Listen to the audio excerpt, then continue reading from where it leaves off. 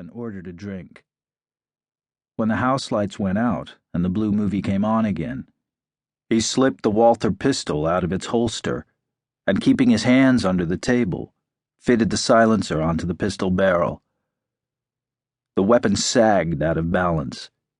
It wouldn't be accurate beyond 5 yards. Rogan leaned to his right and tapped Carl Pfahn on the shoulder. The gross head turned, the shiny pate inclined, and the false friendly voice Rogan had been hearing in his dreams for 10 years said, "Yes, mein Freund. What do you wish?" Rogan said in a hoarse voice, "I'm an old comrade of yours. We made a business deal on Rosenmontag, Carnival Monday, 1945 in the Munich Palace of Justice." The movie distracted Carl Pfahn, and his eyes turned toward the bright screen.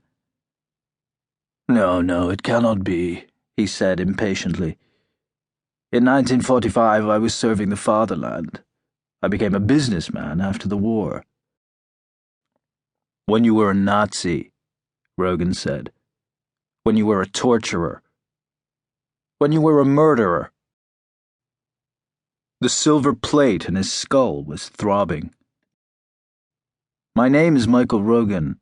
I was in American intelligence. Do you remember me now?"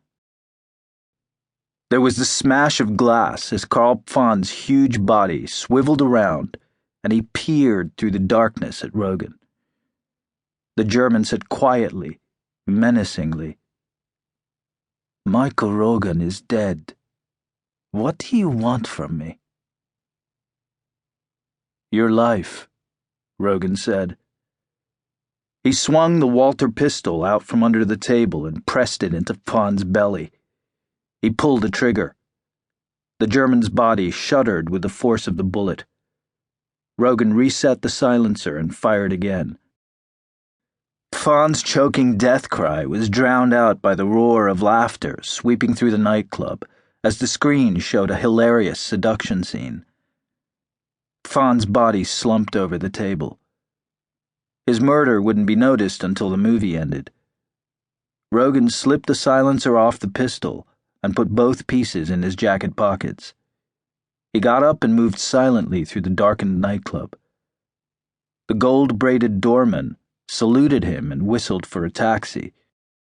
But Rogan turned his face away and walked down the allée toward the waterfront.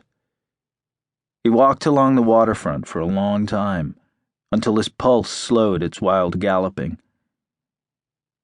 In the cold North German moonlight, ruined U-boat pens and rust-covered submarines brought back the terrible ghosts of war. Carl Pfahn was dead. 2 down and 5 to go, Rogan thought grimly.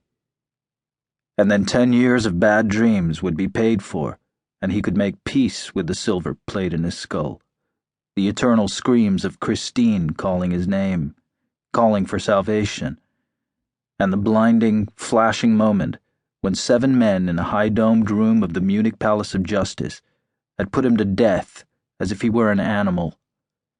They'd tried to murder him without dignity, as a joke. The wind along the waterfront cut into his body and Rogan turned up the Reeperbahn, Ropemaker's Walk, passing the police station as he entered Davidstrasse. He wasn't afraid of the police. The light of the nightclub had been too dim for anyone to have seen him well enough to describe him accurately. Still, to be safe, he ducked into a side street that had a large wooden sign, "Adolescence Forbidden." It seemed like any other street, until he turned the corner. He'd stumbled onto Hamburg's famous St. Pauli alley, the city area set aside for legal prostitution. It was brilliantly lighted and thronged with strolling men. The gingerbread 3-story houses seemed ordinary at first glance, except that parties were going on in all of them. The street-level floors had huge showcase windows, revealing the rooms within. Sitting in armchairs, reading, drinking coffee and chatting, or lying on sofas and staring dreamily at the ceiling,